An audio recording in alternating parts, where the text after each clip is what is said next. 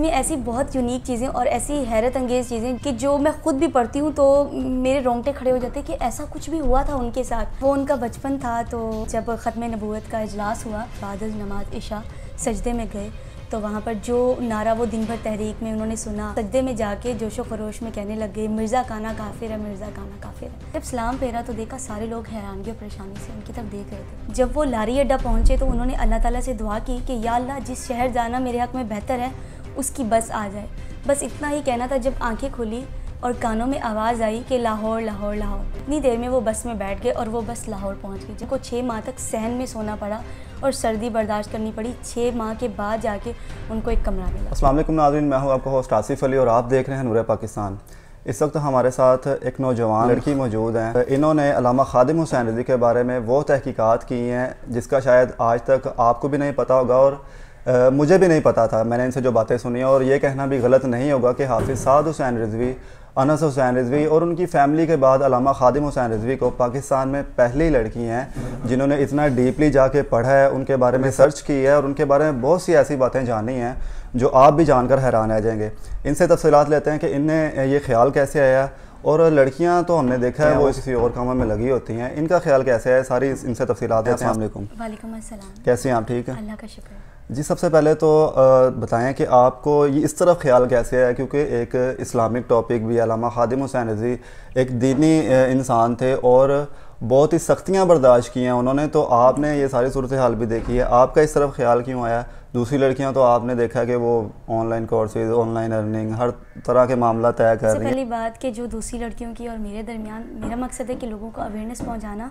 ज़ाहिरी बात है बाबा जी के चाहने वाले बहुत हज़ारों नहीं करोड़ों हैं।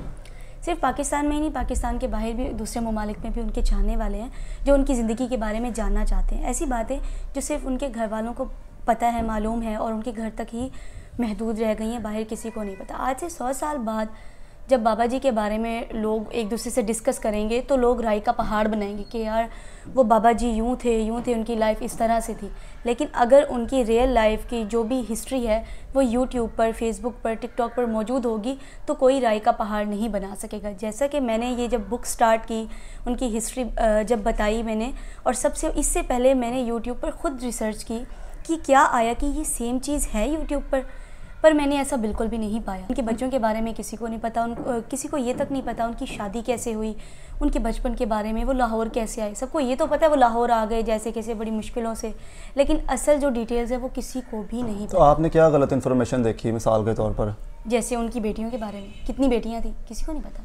उनकी शादी का अंदाज़ कैसा था, उनकी शादी कब हुई, कहाँ हुई उनकी शादी, किसी को नहीं पता। उनका बचपन कैसे गुजरा, किसी को नहीं पता। उनका शजर नसब क्या है, किसी को नहीं पता। तो आपको ये बुक कहाँ से मिली, कैसे आपने फाइंड की? ये उनकी फैमिली की तरफ से मुझे मिली। अच्छा। उनके बेटे साद हुसैन रिज़वी की तरफ से जब उनके इंतकाल के बाद उन्होंने सारी डिटेल्स एक बुक प्रिंट करवाई और उन्होंने वो अपने पास रख ली। अच्छा। इस तरह से वो बुक चलती चलती मेरे पास आई तो मैंने सोचा क्यों ना इस पर काम किया जाए और लोगों को बताया जाए। सबसे पहली बात, लोगों से हट के अगर मैं अपनी फैमिली में देखूं तो मेरी वालदा मोहतरमा जो है उनको बहुत ज़्यादा लगाव है इस्लाम की तरफ, और बाबा खादिम हुसैन रिज़वी की बातें, उनकी चीज़ें वो बहुत ज़्यादा सुनती हैं, इस चीज़ को लाइक करती हैं। अच्छा, तो उनकी ज़िंदगी के हवाले से वो लाहौर में कैसे जो वाक़यात हैं, उनके साथ क्या हुआ, किस तरह वो रहते थे? लाहौर में वो एक्चुअल में लाहौर आ नहीं रहे थे, वो कहीं और जा रहे थे। जब वो लारी अड्डा पहुँचे तो उन्होंने अल्लाह ताला से दुआ की कि या अल्लाह, जिस शहर जाना मेरे हक़ में बेहतर है उसकी बस आ जाए। बस इतना ही कहना था जब आँखें खुली और कानों में आवाज़ आई कि लाहौर लाहौर लाहौर।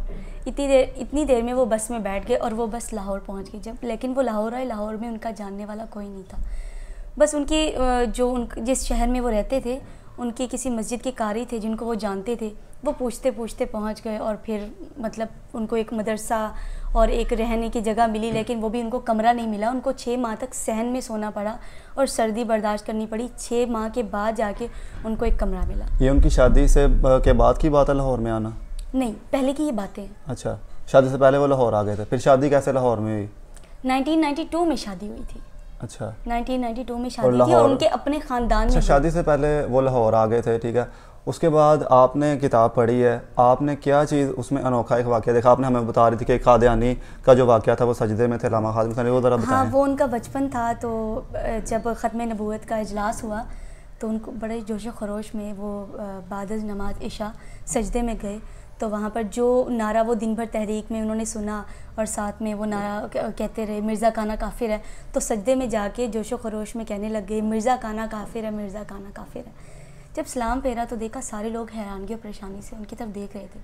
तो उस टाइम मासूम बच्चे तो उनको नहीं पता था, तो वो पल भर में सबकी नज़रों से ओझल हो गए कि ये मैंने क्या कर दिया। खादिम हुसैन रिजवी के बेटे कितने हैं, बेटियां कितनी हैं, इनके बारे में बहुत ज़्यादा गलत तासुरात हैं। साद हुसैन रिजवी साहब के बारे में बहुत लोग बातें करते हैं, उनकी बेटियों के मुतालिक बातें करते हैं। ये इस सच्चाई से भी आज पर्दा उठा दें, कितने बेटे बेटियां और किन की शादी हुई है? ये दो बेटे हैं, जैसे साद हुसैन रिजवी की शादी हो चुकी है माशाल्लाह, उनका बच्चा भी हो गया, और 4 बेटियां हैं, लेकिन कुछ लोग कहते हैं 6 बेटियां हैं, कुछ लोग कहते हैं 2 बेटियां यूट्यूब पे, लेकिन उनकी 4 बेटियां और 2 बेटे। आप यूट्यूब चैनल पर वर्क कर रही हैं, ठीक है, लोग देख भी रहे हैं, स्क्रीन पर हम चला रहे हैं, तो ये सारे आप एक ही बार में सारा क्यों नहीं बता देती एक वीडियो में, एपिसोड वाइज आप क्यों बता रही हैं इनको?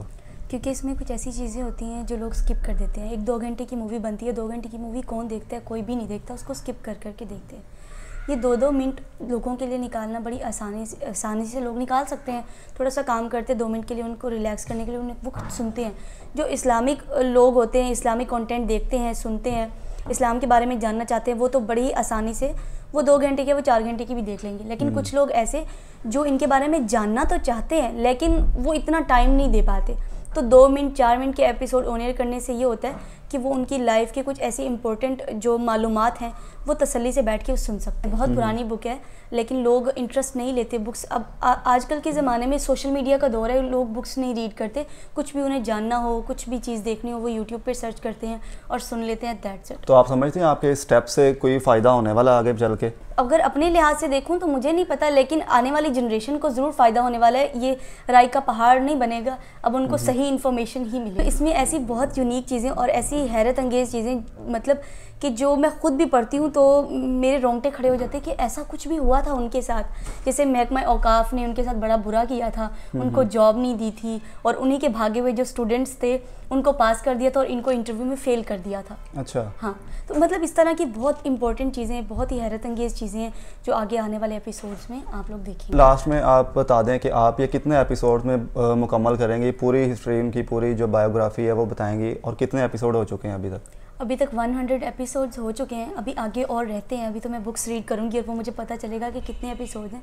मतलब काफ़ी बुक्स हैं जो उनकी लाइफ के बारे में। अब देखें ना, एक बंदे ने एक पूरी लाइफ गुजारी है, उस पर 20, 30 या 100 एपिसोड्स तो हो नहीं सकते। उनकी पूरी लाइफ की मुकम्मल तफसीलात हैं मेरे पास। बिल्कुल। अच्छा, लास्ट में आप कोई पैगाम देना चाहती हैं देखने वालों को? मैं तो यही पैगाम देना चाहती हूँ कि आजकल के मॉडरेट बच्चे और बच्चियाँ जो कि बाकी एक्ट्रेसेस और उन लोगों की तरफ तो जाते हैं, लेकिन हमारे इस्लाम के बारे में उनको अभी पूरी तरह से नॉलेज नहीं है, वो अपने इस्लाम के बारे में भी नॉलेज रखें।